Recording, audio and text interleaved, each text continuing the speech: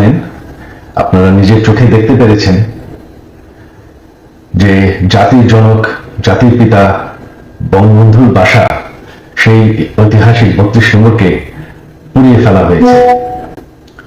এই প্রটেস্টার তো বলবো না, এই মব জাতির পিতার বাসাকে পুড়িয়ে ফেলায়।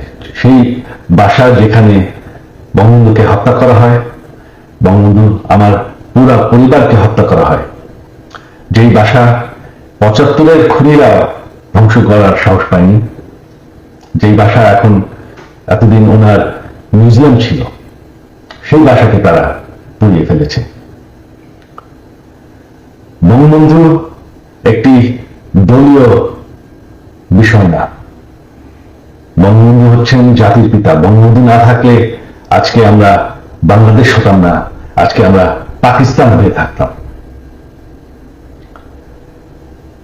আপনারা জানেন সামনে 15ই আগস্ট, সেই কালো রাত, যেই রাত্রে বঙ্গবন্ধু এবং আমার পরিবারকে হত্যা করা হয়।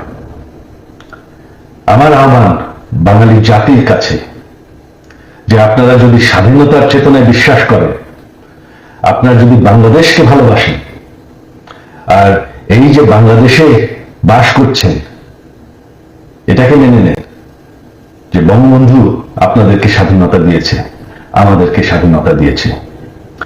এই 15ই আগস্ট আমার আহ্বান আপনাদের প্রতি, শান্তিপূর্ণভাবে 32 নম্বরে গিয়ে ফুল দিয়ে আসবেন, দোয়া করবেন বঙ্গবন্ধুর জন্য, স্বাধীনতার চেতনার জন্য এবং আমার পরিবারের জন্য।